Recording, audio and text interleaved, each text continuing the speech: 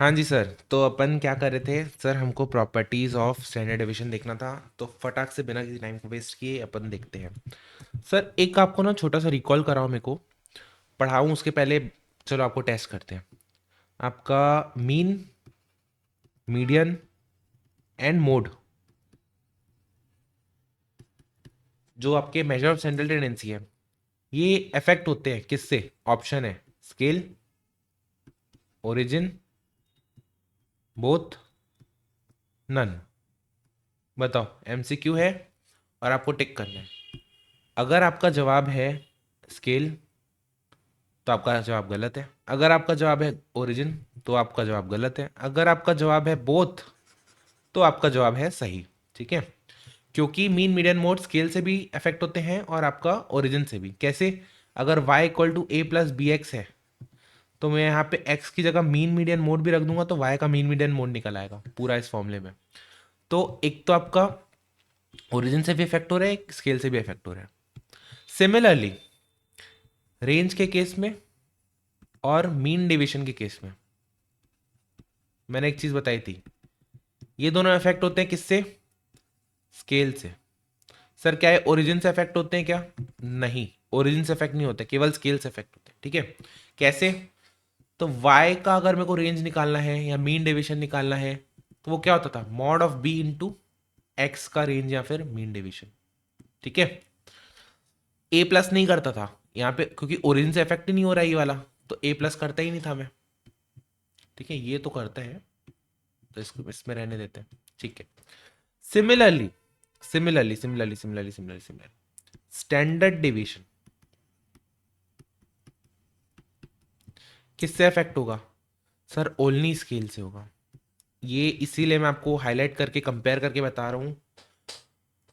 मतलब आप समझो बोनस मार्क्स है आपके लिए। स्ट्रेट अवे एमसीक्यू देगा, बोलेगा बताओ जल्दी से फटाक से, टिक। ध्यान रहेगा। अच्छा, मेजर ऑफ सेंट्रल टेंडेंसी दोनों में इफेक्ट होता है, डिस्पर्शन वाले केस में एक ही में इफेक्ट होता है, स्केल, सीधा टिक, आंसर आगे। फ्री के मार्क्स मिल गए ना आपको, फ्री के 1 मार्क्स मिल गए, तो उसको तो छोड़ना नहीं, उसको तो रिवाइज करते चलना ही है ना। ओरिजिन से इफेक्ट होता है क्या? नहीं।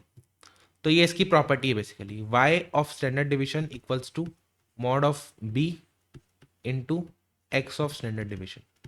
ठीक है, यस सर। एक तो था ये, एक तो था आपका ये प्रॉपर्टी नंबर 1। ठीक है, प्रॉपर्टी 2 क्या बोलती है? सर अगर आपके सारे वैल्यू सेम हो जाए, कांस्टेंट हो जाए, के हो जाए, 5 5 5 5 5 5 हो जाए, तो सर डिवीजन क्या होगा? डिवीजन होगा 0। अबे डेविएशन का मतलब क्या होता है? सेंट्रल टेंडेंसी से कितना वैल्यूज दूर है। नंबर सेम है, सेंट्रल वैल्यू भी सेम है, तो दूरी क्या हो जाएगी? 0।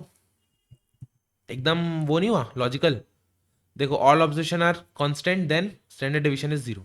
ठीक है, स्केल से इफेक्ट होता है, ओरिजिन से नहीं होता है। ठीक है, थर्ड वाला, third is more like, it's not a property but a formula given in the form of property. ठीक है, तो प्रॉपर्टी को याद करने बोल रहे हैं और बोल रहे हैं कि ये फॉर्मूले को याद करने बोल रहे हैं और एज अ प्रॉपर्टी प्रेजेंट कर रहे हैं। सर 1 मिनट के लिए ना आप पीछे चलो। कहाँ पीछे? म्यूट हो गया क्या? हाँ, तो 1 मिनट के लिए आप पीछे चलो। पीछे आपका मीन अपन निकालते थे, फॉर्मूला क्या था? Summation X F upon F या फिर summation X upon N. But दो ग्रुप होते थे, एक मैंने आपको बताया था, दो ग्रुप है। N1 एलिमेंट्स है जिसका मीन x1 बार है, N2 एलिमेंट्स है जिसका मीन x2 बार है। कंबाइंड मीन निकालना रहता था अपन को, कंबाइंड मीन। तो वो कैसे निकलता था? सर वो निकलता था N1 x1 bar plus N2 x2 bar upon N1 plus N2। क्या ये याद आ रहा है क्या कंबाइंड मीन? यस सर, याद आ रहा है। नहीं याद आ रहा है तो लेक्चर जाके देखो। सिमिलरली यहां पे हमको निकालना है combined standard deviations. Combined standard deviation निकालना है। क्या है, बात क्लियर है? Yes sir, combined standard deviation निकालना है। चलो कैसे निकालते हैं? एक ग्रुप है जिसका एलिमेंट्स है N1, मीन है x1 बार, स्टैंडर्ड डिवीजन है S1। एक ग्रुप है जिसका N2 एलिमेंट्स है, x2 बार है और s2 स्टैंडर्ड डिवीजन है। इसका कंबाइंड स्टैंडर्ड डिवीजन कैसे निकलता है? तो सर उसके लिए एक फॉर्मूला है, समझना। n1 x1 बार का whole square plus n2 x2 बार का होल स्क्वायर प्लस रुको, हाँ, n1 d1 square plus n2 d2 square upon n1 plus n2। Sir मेरे को एक बात बताओ, ये तो समझ में आ गया हमको, क्या n1 x1 बार, n2 x2 बार, फिर ये n1 d1 कहाँ से आ गया? डी क्या है ये? देखो डी होता है डिफरेंस किसके इसका बीच का, where d1 is equals to x bar minus x1 bar, d2 equals to x bar minus x2 bar. Sir यहाँ पे x बार क्या है? Combined mean. यहाँ पे d2 x बार क्या है? कंबाइंड मीन, दोनों ग्रुप का कंबाइंड मीन। सर कैसे निकलेगा? ये वाले फॉर्मूले से। थोड़ा सा कॉम्प्लेक्स लग रहा होगा, बट एक क्वेश्चन करेंगे इसका तो आपको थोड़ा सा चीजें आसान लगेंगी, ठीक है? ठीक है सर, ये फॉर्मूला भी आपको याद होना चाहिए। क्यों याद होना चाहिए? एग्जाम में आपको ग्रुप डेटा नहीं देगा, केवल ये 6 ठोक वैल्यूज देगा। कौन सी 6 वैल्यू? ये 3 और ये 3, और सीधा आपको फॉर्मूला लगाना है और आंसर निकालना है। एक आध दो बार प्रैक्टिस होगी तो आराम से बोनस वाला है, बेसिकली बोनस वाला मार्क्स का है इसका, ठीक है? चलो आगे बढ़ते हैं। देखो सीधा क्वेश्चन पे जंप करते हैं। क्या बोल रहे हैं? If A M N coefficient of variation of X are 10 and 40। क्या बोल रहे हैं? ए एम है आपका 10 और क्या बोल रहे हैं? Coefficient of variation, coefficient of variation कितना है? 40। What is the variance of 15 minus 2x? कोई एक y इक्वेशन है, कोई एक इक्वेशन है y, क्या है? 15 माइनस 2x, 15 माइनस 2x, ये एक इक्वेशन है। इसका हमको क्या निकालना है? वेरिएंस निकालना है। सर वेरिएंस क्या होता है? ऊपर बताया था, स्टैंडर्ड डिवीजन का स्क्वायर होता है। तो सर हमको स्टैंडर्ड डिवीजन लगेगा किसका? y का। तो अगर सर y का स्टैंडर्ड डिवीजन लगेगा तो उसके पहले हमको x का स्टैंडर्ड डिवीजन लगेगा। क्यों? क्योंकि हमको पता है कि जब इस टाइप की इक्वेशन दी रहती है y equal to A plus B x, तो y का स्टैंडर्ड डिवीजन कैसे लिखते हैं? Mod of b into x का स्टैंडर्ड डिवीजन। क्या याद आ रहा है क्या? अरे ऊपर तो पढ़ा अपन ने, देखो ये वाला, ये वाला, ठीक है? तो सर अल्टीमेटली हमको समझ में आ गया क्या निकालना क्या है। सर हमको निकालना है वेरिएंस, लेकिन वेरिएंस के लिए लगेगा standard division. Standard division of y को निकालने के लिए हमको लगेगा स्टैंडर्ड डिवीजन ऑफ x, ठीक है? तो हम यहाँ पे स्टैंडर्ड डिवीजन ऑफ x निकालेंगे। ये x की बात चल रही थी। सर कोफिशिएंट ऑफ वेरिएंस क्या होता है? Standard division upon x bar into 100, और इसकी वैल्यू कितनी दे रखी है? 40, और x बार कितना दे रखा है? 10। तो वैल्यूज पुट करते हैं, यहां से स्टैंडर्ड डिवीजन आ जाएगा।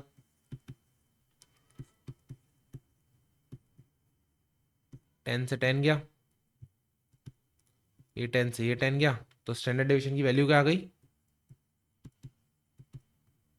4। स्टैंडर्ड डिवीजन की वैल्यू आ गई 4, ठीक है?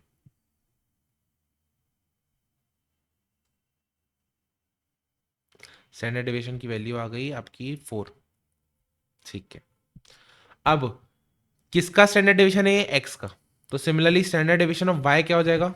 Mod of b into 4, that is your 8। लेकिन सर हमको स्टैंडर्ड डिवीजन नहीं चाहिए था, हमको वेरिएंस चाहिए था। तो वेरिएंस क्या होता है? स्टैंडर्ड डिवीजन का स्क्वायर। थोड़ा सा ट्रिकी लग सकता है आपको, एक की हेल्प से दूसरे को निकाल रहे हैं, दूसरे की हेल्प से पहले को, बट एक या दो बार प्रैक्टिस करोगे ना आसान लगेगा। लिंक बनानी है अपन को, फॉर्मूला लिंक कब बनती है? जब फॉर्मूलाज क्लियर रहते हैं दिमाग में, ठीक है?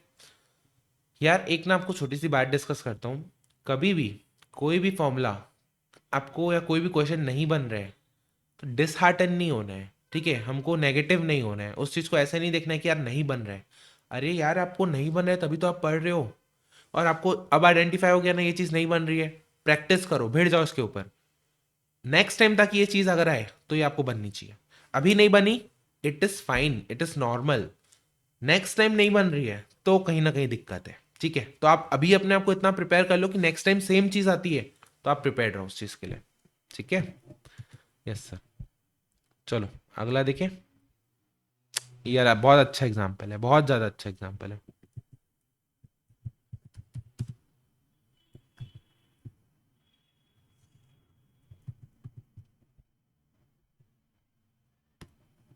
देखो क्या बोल रहे हैं,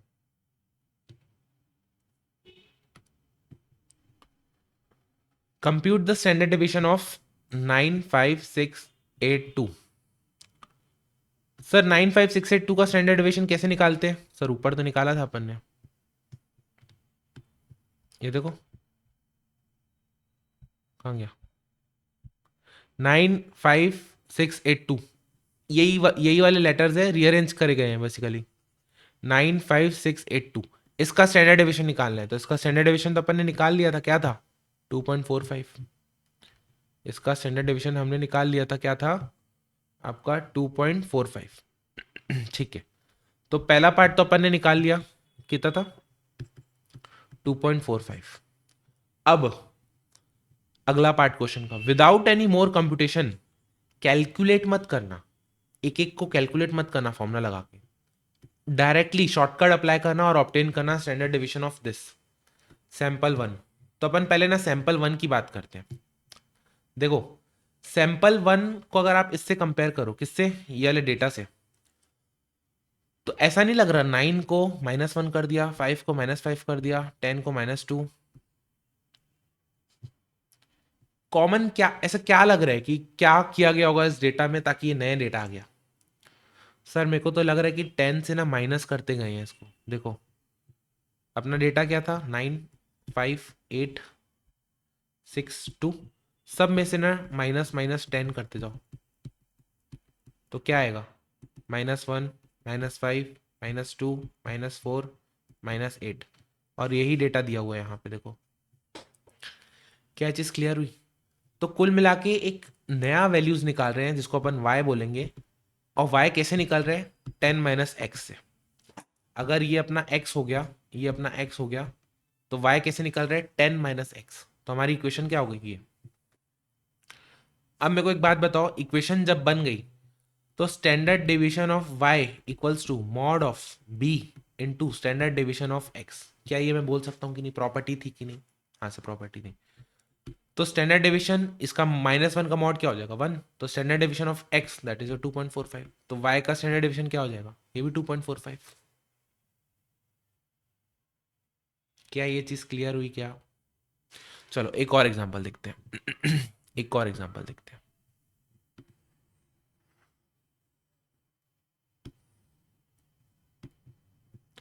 एक और एग्जांपल देखते हैं तो और चीजें क्लियर होंगी। अब देखो 9 को ये 90 लिख रहे हैं, 5 को 50 लिख रहे हैं, 8 को 80 लिख रहे हैं, 6 को 10 लिख रहे हैं, 2 को 20 लिख रहे हैं। सर नई वैल्यूज जो आ रही है y, वो किस टाइप की है, 10 इंटू एक्स।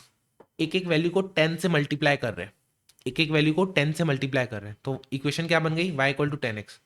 तो हमको पता है स्टैंडर्ड डिवीजन ऑफ y क्या हो जाएगा, mod of b into standard division of x। तो क्या हो जाएगा, 10 into 2.45 which comes to your 24.5।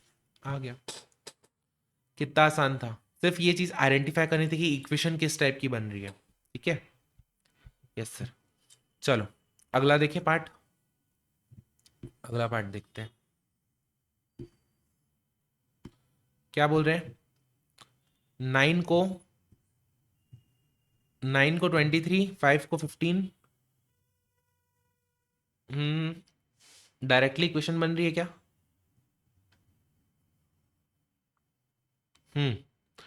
9 × 2 + 5, 5 × 2 + 5, 8 × 2 + 5, 6 × 2 + 5, 2 × 2 + 5।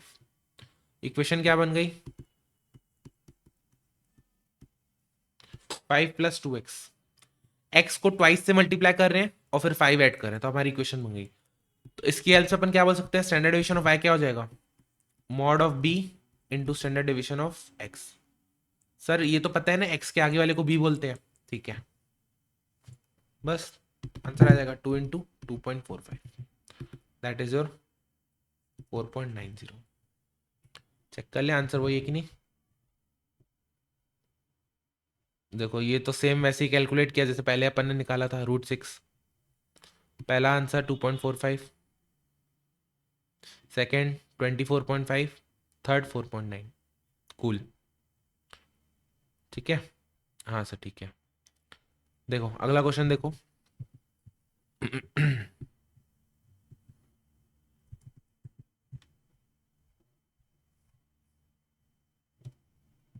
अगला क्वेश्चन देखो।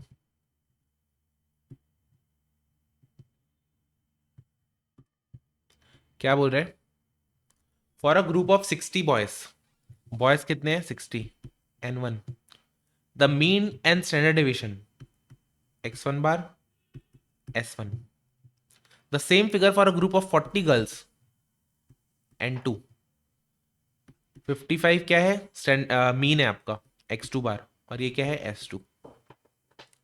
What is the mean and standard division of the group if the groups are pull together. मतलब क्या, देखो एक ग्रुप है और ये दूसरा ग्रुप है, यहाँ पे n1 x1 बार और s1 है, यहाँ पे n2 x2 बार और s2 है। पहले क्या बोल रहा है, मीन निकालना है, तो सर कंबाइंड मीन का फॉर्मूला क्या था, कंबाइंड मीन का फॉर्मूला क्या था, n1 x1 bar plus n2 x2 bar upon n1 plus n2, यही था। यस सर ये था। सॉल्व कर लेते हैं फटाक से जल्दी, वैल्यूज पुट करके। 60 into 45 plus 40 into 55 upon 100 equals to 60 into 45 m plus 40 into 55 m plus MRC divided by 100, 49 आ रहा है। x बार कंबाइंड मीन कितना हो गया 49, ठीक है। सिमिलरली कंबाइंड स्टैंडर्ड डिवीजन क्या होगा, कंबाइंड स्टैंडर्ड डिवीजन देखो, अंडर रूट n1 x1 का होल स्क्वायर n2 x2 बार का whole square plus n1 d1 का स्क्वायर प्लस n2 d2 का square whole upon n1 plus n2। Sir d1 सब चीज पता है अपन को, d1 और d2 की वैल्यू निकालो। d1 आपको क्या बोला था, x bar minus x1 bar, d2 क्या है x बार माइनस x2 बार, ये कितना आ गया 49 माइनस 45, 49 माइनस 45 और ये हो गया आपका 49 माइनस 55, तो ये हो गया 4, ये हो गया -6। वैल्यू पुट करते हैं अब सीधा सीधा, n1 क्या है 60 into,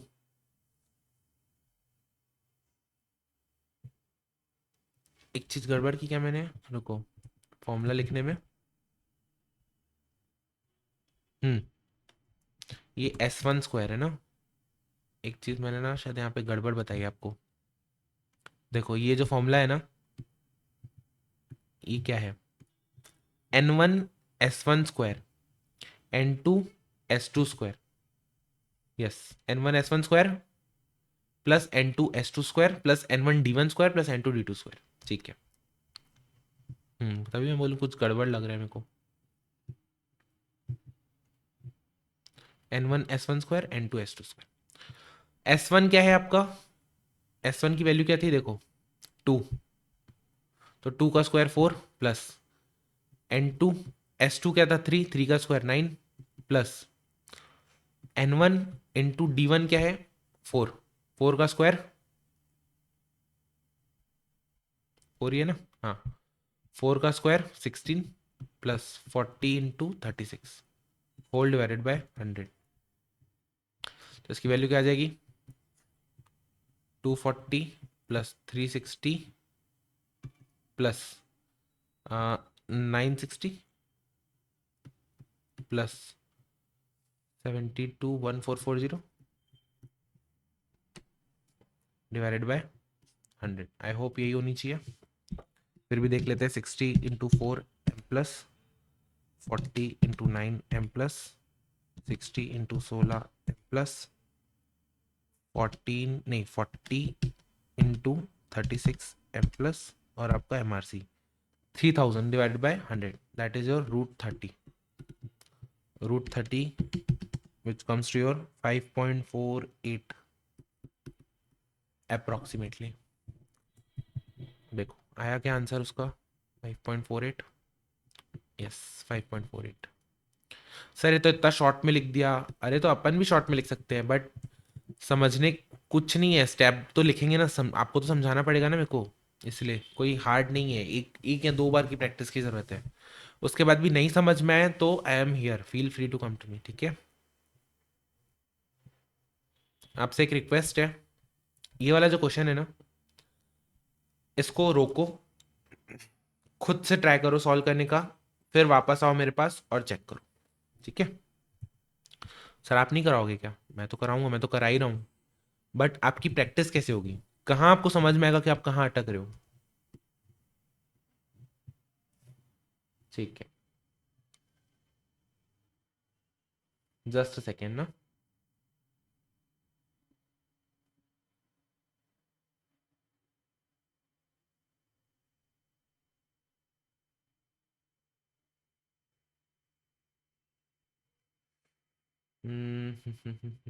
just second, just second.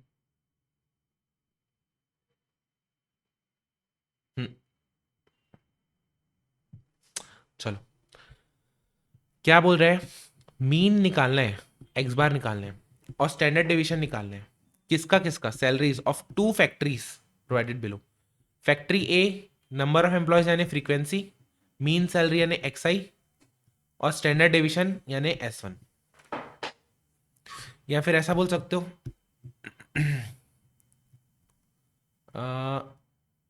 हाँ ठीक है, ये फ्रीक्वेंसी है, बेसिकली नंबर है, नंबर ऑफ एम्प्लॉयज। ठीक है, और मीन सैलरी एक्स आई, स्टैंडर्ड सैलरी। ठीक है, find the combined mean salary. Sir combined mean का फॉर्मूला क्या था? n1 x1 plus n2 x2 plus n। देखो ये x1 है, ये x2 है मीन सैलरी, ये n1 है, ये n2 है, ये स्टैंडर्ड डिवीजन s1, ये s2। तो मीन सैलरी का फॉर्मूला क्या था? मीन का फॉर्मूला क्या था? n1 x1 plus n2 x2 upon n1 plus n2। Sir बार बार ये फॉर्मूला क्यों लिख रहे हो? देखो मेरे को कोई दिक्कत नहीं, मैं सीधा कैलकुलेटर में सॉल्व कर लूँ, बट आपको याद भी तो हो, आपको रिलेट भी तो हो, इसलिए मेरे को लिखना पड़ रहा है। 30 into 4800 plus 20 into 5000 upon 50 which comes to your mean salary. कितना आ रहा है? 30 into 4800 M plus 20 into 5000 M plus M R C divided by 50। कितना आया? 4880। 4880। स्टैंडर्ड डेविएशन कितना आएगा? Sir standard deviation of a salary मतलब combined standard deviation. Combined standard deviation के लिए बड़ा सा फॉर्मूला लगता है, गंदा वाला। कंबाइंड स्टैंडर्ड डिवीजन के लिए बड़ा सा गंदा वाला फॉर्मूला लगता है। देखो कितना आया पहला वाला, कहाँ गया?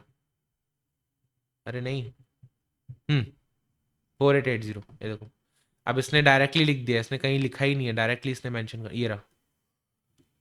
कुछ गड़बड़ की है क्या इसने? ये 4800 नहीं आएगा, 4880 आएगा। देखो बुक में 30 into 4800 M plus 20 into 5000 M plus M R C divided by 50। ये गलत लिखा है यहाँ पे, देखो बुक में टाइपो है। ये इसका आंसर 4880 आएगा, 4800 नहीं आएगा, बुक में गलत लिखा है। देखो बाद में सही यूज कर रही है, एक्स बार को 4880 ही लिख रहा है, बट यहाँ पे गड़बड़ है। ठीक है, तो अपन तो यही मानेंगे 4880। कंबाइंड स्टैंडर्ड डिवीजन का फॉर्मूला क्या था sir? n1 s1 square plus n2 s2 square plus n1 d1 square plus n2 d2 square whole upon n1 plus n2। देखो सॉल्व करें, अंडर रूट n1 बोलने से 30 और इसका s1 के 10, 10 का स्क्वायर 100 प्लस 20 इंटू s2 का स्क्वायर यानी 144 प्लस 30 इंटू d1 क्या है सर, d1 और d2 भी निकाल लो। 4880 4880 माइनस 4800 माइनस 5000, ये हो गया आपका 80, ये हो गया आपका माइनस 120। तो 80 का स्क्वायर क्या हो जाएगा 6400 प्लस 20 इंटू 120 का स्क्वायर हो जाएगा 14400 whole divided bye n1 plus n2 यानी कि 50।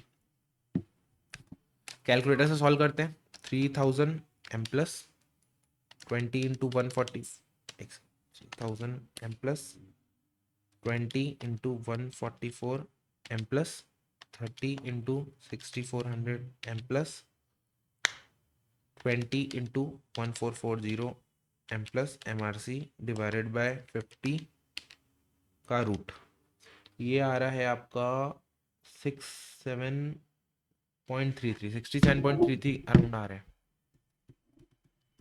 चेक करें कुछ ऐसा ही आ रहा है कि नहीं,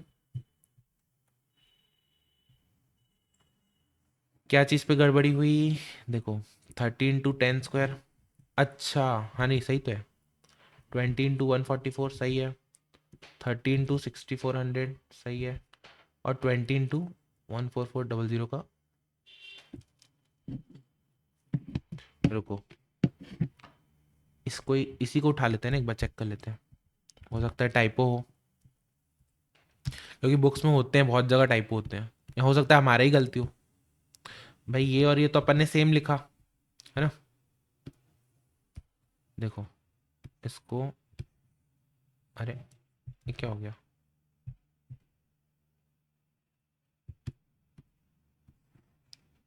देखो इसको और इसको तो अपन ने सेम लिखा, 30 इंटू 100, 20 इंटू 144, 30 इंटू 6400 और आपका 20 इंटू 1440, 80 इंटू 80, 6400, 120 इंटू 120, 14400। ठीक है सही है। तो इसी को सॉल्व करते हैं ना, चलो देखो हमने लिखा तो सेम है, लिखा सेम है, यहाँ हो सकता है कैलकुलेटर से मिस्टेक की हो। 30 इंटू 100 कितना हो जाएगा 3000, 20 इंटू 144 हो जाएगा आपका 2880 प्लस 6400 इंटू 30 हो जाएगा आपका 192000, 192000 plus 20 into 14400 equals to 288000, 288000 whole divided by 50। 3000 plus 2880 plus 192 plus 2880 divided by 50, 9717.6, तो कितना आ गया अंडर रूट 9717.6। यहाँ पे भी यही था, यहाँ पे भी यही था, इसका रूट लेते हैं अगर अपन, अच्छा हो सकता है मेरे से कुछ गड़, यार लिखा मैंने सब सही था, यहाँ पे मैंने ये चीज़ें सेम लिखी थी, बट हो सकता है कैलकुलेटर में जल्दबाजी में ना मिस्टेक हुआ हो। तो कितना आ रहा है 98.57, ठीक है 98, उसको राउंड ऑफ में 58 कर दिया, ठीक है। चलो यहाँ तक तो समझ में आया, ये तो अपन ने निकाल लिया सब, बट ये पार्ट आप खुद से भी कर सकते थे, इसको खुद से करना चाहिए था। मेन तो आता है sir second part, examine which factory has more consistent structure so far as satisfying its employ are concern. देखो कौन सी फैक्ट्री स्टेबल रहेगी, कंसिस्टेंट रहेगी, जिसमें जो सैलरी बढ़ रही है वो स्टैंडर्ड रहे। कैसे स्टैंडर्ड रहे, ऐसा नहीं कि एक जन को 10,000 मिल रहा है तो एक जन को 1 लाख। अरे अगर मैं सेम काम कर रहा हूँ, अगर मैं वही काम कर रहा हूँ, तो मेरे को 40,000 मिल रहा है तो अगले को 45 या 40 या 42 या 39 उसी रेंज में मिलना चाहिए ना, बेस्ड ऑन एक्स्ट्रा आवर्स या फिर स्किल्स। ऐसा थोड़ी ना कि 10,000 एक को दे रहे हो और 1 लाख एक को दे रहे हो। तो जिसमें फैलाव ज़्यादा है, जिसमें स्ट्रेच ज़्यादा है, जिसमें आपका क्या बोलना चाहिए, डिस्पर्शन ज़्यादा है, जिसका स्टैंडर्ड डेविएशन ज़्यादा है, वो कंपनी क्या होगी, कंसिस्टेंट होगी कि नहीं, इनकंसिस्टेंट होगी। क्यों इनकंसिस्टेंट होगी, क्योंकि उसमें फैलाव ज़्यादा है। ठीक है सर, कभी भी कंपैरिजन जब आता है एब्सोल्यूट टर्म्स नहीं यूज किया करो। मेरे मार्क्स थे 400, आपके मार्क्स है 200, कौन अच्छा? सर बोलोगे मैं अच्छा, लेकिन मैंने 10 पेपर दिए थे, 10 पेपर में 400 मार्क्स है, और आपने सिर्फ 2 ही पेपर दिए थे, तो 200 में से 200 आपके मार्क्स थे। तो अब कौन अच्छा? अब आप अच्छे। तो इसलिए जब भी कंपैरिजन आता है एब्सोल्यूट टर्म्स में कभी नहीं किया जाता है, रिलेटिव टर्म्स में किया जाता है। तो सर रिलेटिव टर्म्स में स्टैंडर्ड डेविएशन की यूज से क्या होता है, coefficient of variation. Coefficient of variation पहले वाले केस में क्या हो जाएगा, standard deviation upon mean into 100। ए के केस में क्या हो जाएगा, 10 अपॉन 4800 इंटू 100। बी के केस में क्या हो जाएगा, 12 अपॉन 5000 इंटू 100। तो देखो पहला केस में स्टैंडर्ड डेविएशन क्या आया, 10 upon 4800 into 100, that is your 0.20, और यहाँ पे क्या आ रहा है, 12 into 100 divided by 5000, that is your 0.24। 0.24। Sir मेरे को बताओ किसका कोफिशिएंट ऑफ वेरिएशन ज्यादा है? कोफिशिएंट ऑफ वेरिएशन ज्यादा है यानी कि डिस्पर्शन ज्यादा है, यानी कि स्टेबिलिटी कम है, यानी कि स्ट्रक्चर कंसिस्टेंट नहीं है। तो स्ट्रक्चर कंसिस्टेंट कौन सा है? सर स्ट्रक्चर कंसिस्टेंट ए वाला हो जाएगा। ये बहुत अच्छा क्वेश्चन है, बहुत प्यारा क्वेश्चन है, आपको स्ट्रेट अवे मैं तो बोल रहा हूं एक एमसीक्यू दे देगा आपको, सीधा सीधा एमसीक्यू दे देगा। ए का कोफिशिएंट ऑफ वेरिएशन 10% है, इसका कोफिशिएंट ऑफ वेरिएशन 12% है। बताओ कौन सी कंपनी ज्यादा अच्छी, कौन सी कंपनी ज्यादा कंसिस्टेंट?